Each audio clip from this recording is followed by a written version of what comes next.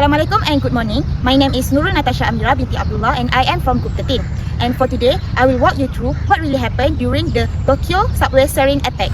The Tokyo subway Sarin attack was a domestic terrorist attack and the first large-scale disaster caused by nerve gas that occurred on 20 March 1995 in Tokyo, Japan. Members of the Om Shinrikyo cult Shoko Asahara, which is a Japanese cult and terrorist organization, released sarin gas on several lines of the Tokyo subway system during morning rush hour, specifically at 7:55 a.m.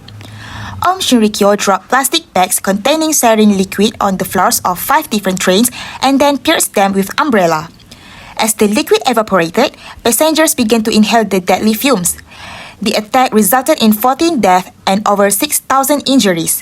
Sarin is a highly toxic nerve agent that can be fatal within minutes to hours.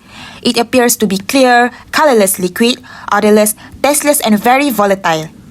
Sarin gas breaks down into harmless chemicals, and weeks after an attack, it is impossible to determine the gas was ever present.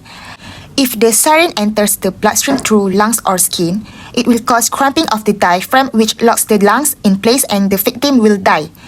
What allowed a deadly gas attack to happen in a busy subway system? Hi, I'm Afika from Group 13, and in my part of this case study, we will explore the human error and oversight that led to one of Japan's darkest days. The subway attack showed the world just how easy it is for a small cult to engage in chemical warfare. One of the main causes behind the Tokyo subway sarin attack was human error.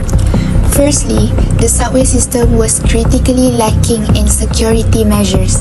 There were no chemical detectors, no emergency alarms, and no early warning system in place, leaving the system vulnerable to threats and unable to effectively prevent or detect an attack of this nature. Secondly, Japanese authorities ignored the incident which occurred in 1994, where the cult had carried out a sarin test in Matsumoto.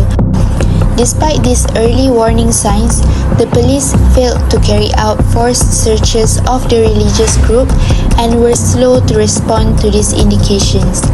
Instead of taking the threat seriously, it was often underestimated, partly because of the group's religious status.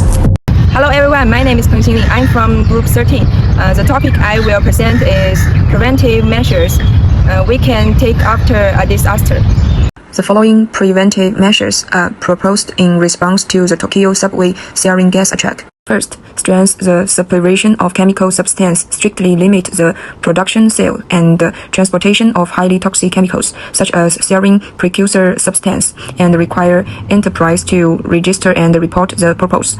Implement classified management of laboratory and industrial chemicals, and special permits are required for high-risk substance. Second, implement public safety and anti-terrorism measures. Install chemical substance detection equipment in subways, stations, and other public places to monitor toxic gas in real time. Strengthen the training of security personnel to enhance their vigilance against suspicion items or behaviors. Third, strengthen emergency response and public education. Develop detailed emergency plans for chemical attacks, including evacuation routes and first aid measures, such as using the antidote, a dropping.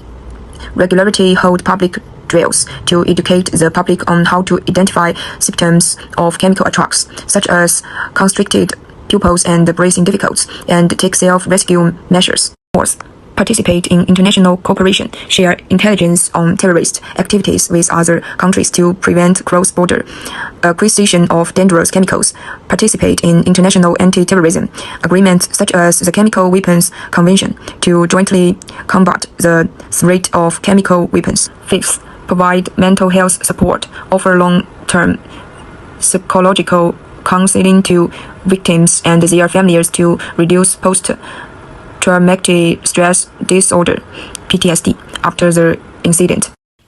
To sum up, the Tokyo subway sarin attack had a lasting impact on public safety and daily life in Japan. The attack not only reshaped national security policies but also influenced public behavior and awareness of safety in public spaces.